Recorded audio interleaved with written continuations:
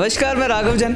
आज cover story में बात करेंगे आखिर वैक्सीन की रफ्तार तेज होने के बाद भी क्यों बढ़ रहा है कोरोना। कोविड-19 संक्रमण ने बढ़ते मामलों पर चर्चा करने के लिए प्रधानमंत्री नरेंद्र मोदी ने बुधवार को सभी मुख्यमंत्रियों की बैठक बुलाई। जनवरी 2020 की धीमी गति से शुरू हुई भारत के टीकाकरण अभियान ने अब तेजी पकड़ ली है। कईयों को उम्मीद थी कि जैसे जैसे वैक्सीन की रफ्तार जल्दी से लगेगी, वैसे वैसे मामले कम होंगे, लेकिन इससे बिल्कुल विपरीत, बिल्कुल उल्टा ही देखने को मिल रहा है। इसके पीछे क्या कारण है, आइए आंकड़ों की मदद से समझने की कोशिश करते हैं। 14 मार्च तक भारत में कोविड-19 वैक्सीन की 2.9 करोड़ से ज्यादा डोज लगाई गई, जिनमें से 18% को दूसरी डोज दी जा चुकी है।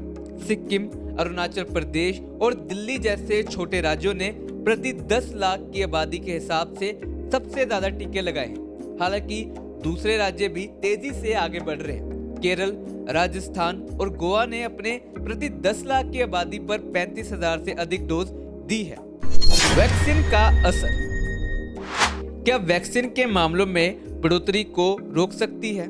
ये समझने के लिए देखना जरूरी है कि भारत में अब तक कितनी आबादी को वैक्सीन दी जा चुकी है।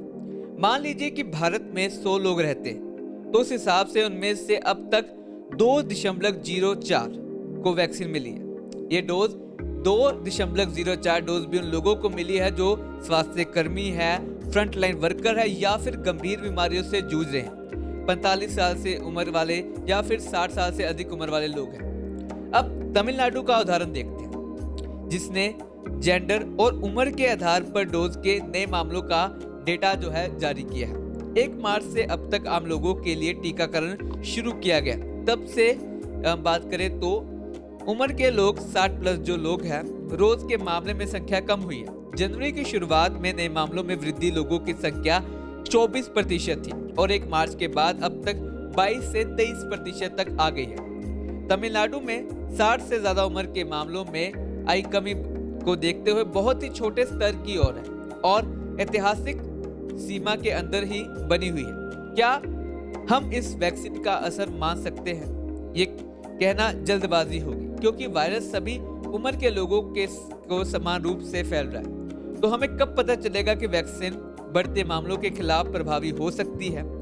अगर आने वाले महीनों में रोज के नए मामलों में बूढ़े लोगों की संख्या में गिरावट जारी रहती है और रोज अस्पताल में भर्ती होने वालों में युवा लोग ज्यादा होते हैं, तो हम सोच सकते हैं कि वैक्सीन नए मामलों में कमी लाने में मददगार साबित हो सकती है।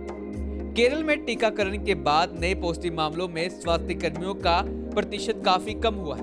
बीते महीनों के मुकाबले ये करीब 40% कम हुआ है। शुरुआती आंकड़े दिखाते हैं कि भले ही राज्य में हाल ही के दिनों में मामले बढ़े हैं, लेकिन वैक्सीन नए मामलों में कमी लाने में मदद कर रही है। गोवा और शहरों के अंतर हालांकि टीकाकरण पहले से ज्यादा संख्या में हो रहा है, लेकिन महाराष्ट्र, केरला और कर्नाटक जैसे बड़े राज्यों में, शहरों में और गोवा में टीकाकरण का अंतर साफ दिखता है।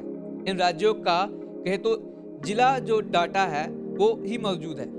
इसकी एक वजह है कि शहरों में लोग ज्यादा सचेत हैं और टीकाकरण अभियान को लेकर जागरूक हैं और वैक्सीन लगवाने के लिए ज्यादा रजिस्टर कर रहे हैं और आ रहे हैं। मिसाल के तौर पर मुंबई में 12 मार्च तक 60 साल से ज्यादा उम्र के 1,90,000 से ज्यादा लोगों को वैक्सीन की पहली डोज मिल चुकी है। इसी तरह पुणे और नागपुर जैसे बड़े शहरों में जैसे अन्य जिलों में 90,000 से 49,000 बूढ़े लोगों को पहली डोज दी जा चुकी है। इसकी तुलना में अगर हम बात करें तो बीड़ और धुले जैसे अन्य जिलों से करें तो वहां अब तक 9,000 से भी कम लोगों को वैक्सीन की पहली डोज मिली है।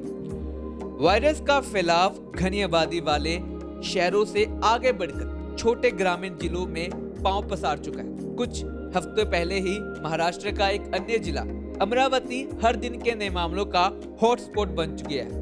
अब अमरावती में टीकाकरण की पड़ताल की गई तो पाया गया कि उसमें स्पष्ट अंतर है।